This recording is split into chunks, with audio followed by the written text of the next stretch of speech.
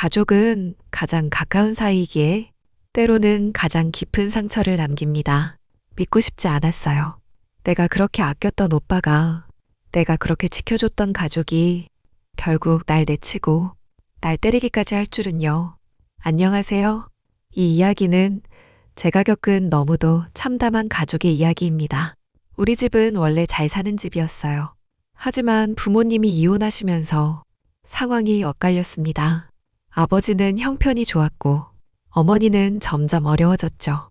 엄마는 오빠를, 아빠는 저를 데려가셨는데 전 어린 마음에 이렇게 말하고 엄마를 따라갔습니다. 엄마가 불쌍하잖아. 돈도 없고. 그 말이 지금까지 가슴에 남습니다. 그때부터 우리 가족은 어딘가 어긋나 있었던 것 같아요.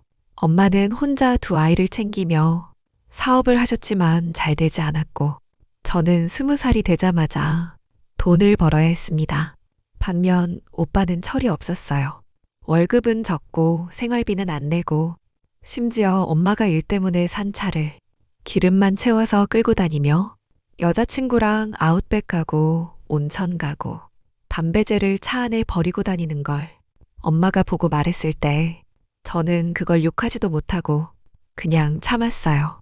그러다 저는 집과 직장이 너무 멀어져 자취를 시작했고 이젠 오빠도 돈을 번다기에 나 이제 공부 좀 할 테니까 이젠 생활비 좀 내. 그랬죠. 그러자 갑자기 결혼한다.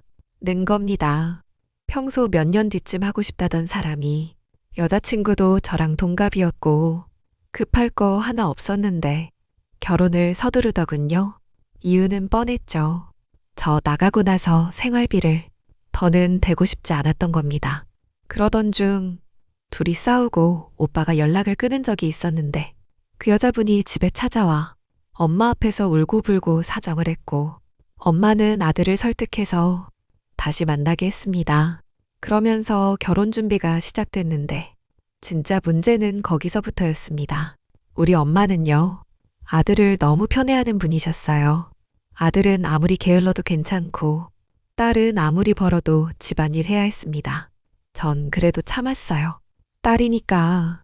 하지만 상견례 날 정말 충격적인 일이 있었어요.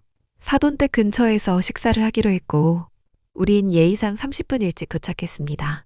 그런데 상대 가족은 무려 30분이나 늦게 도착했어요. 거기까진 좋습니다. 하지만 그 집 어머니는 추리닝, 아버지는 평상복, 오직 남동생만 차려입고 왔습니다. 화장도 안 하셨고 정장이라고 보기엔 민망한 차림이었어요. 돌아오는 길에 엄마와 저는 아무 말도 못했습니다. 우리 무시당한 거 아니야? 하지만 나중에 그쪽에서는 정장 입었는데 왜 그래요? 라며 우기기만 했습니다. 그리고 어느 날 그 여자가 엄마를 찾아왔습니다. 저는요, 오빠랑 결혼은 하고 싶은데 가족은 생각해 본 적 없어요. 어머니랑 같이 못 살아요. 혼자 사세요. 이걸 그냥 말도 아니고 무슨 외주 준 것처럼 전하듯 하더군요. 엄마는 그 자리에서 펑펑 우셨고 저는 도저히 참을 수가 없어서 정중하게 문자 보냈습니다. 우리 오빠 고아 아닙니다. 우리 엄마 고생해서 오빠 키우셨어요. 함부로 말하지 마세요. 그 뒤에 전화가 왔길래 속으로 이제 대화 좀 하겠구나 했는데 전화를 받자마자 욕설이 쏟아졌습니다. 미친 X, XXX, 내 애비도 없이 자라서 그 모양이라는 말까지. 그때 정신이 번쩍 들었습니다. 그 말을 듣고 오빠에게 말했어요. 이런 말 들었는데 결혼할 수 있어? 오빠도 그게 사실이면 파혼하겠다. 라고 말했습니다. 그런데 그 여자는 자신은 욕한 적도 없고 오히려 제가 욕했다며 울고불고 눈물쇼를 했습니다. 엄마도 처음엔 저를 믿어주셨지만 결혼이 깨질까봐 무너졌고 결국 저는 가족에게서도 믿음을 잃었습니다. 결혼식 당일 저는 축의금 내고 전화세대 받아주고 하객 식사 챙기고 한 입도 못 먹고 굶은 채 결혼식도 못 보고 노예처럼 부려졌습니다. 그날 사돈댁 어머니가 술에 취해 사위한테 삿대질하며 우리 딸 힘들게 하면 너 가만 안 둬. 100만 대군이 뒤에 있어. 라고 하셨습니다. 그 결혼식 이후 그 여자는 엄마와 연락을 끊었습니다. 그리고 돌잔치 날, 우리는 처음으로 그 아이를 봤습니다. 조산으로 태어났다는 얘기를 들었고, 그래도 조카니까 금반지도 챙겨갔습니다. 아이를 안고 있는데 그 여자는 우리 가족에겐 인사 한마디 안 했고 답례품도 주지 않더군요. 가족이니까 주면 안 된다는 이유로요. 그날 사돈댁 남동생이 저한테 웃으며 말했습니다. 어머님이 주신 차 잘 쓰고 있어요. 예? 팔았다고 들었던 우리 엄마 차가 그 집 결혼 선물로 가 있었다고요. 그리고 며칠 후 엄마 생신에 밥 한 끼 하자고 하니 안 간다고 합니다. 엄마가 그날 말했어요. 내 신우가 아기 축하하러 갔는데 인사도 안 한 건 아니지 않냐? 그 말 한마디에 그쪽 엄마가 전화해서 술에 취한 목소리로 엄마에게 소리를 질렀습니다. 당신이 뭔데 우리 딸한테 그래. 우리 딸 울리면 가만 안 둬. 그 얘기를 듣고 엄마가 펑펑 우셨어요.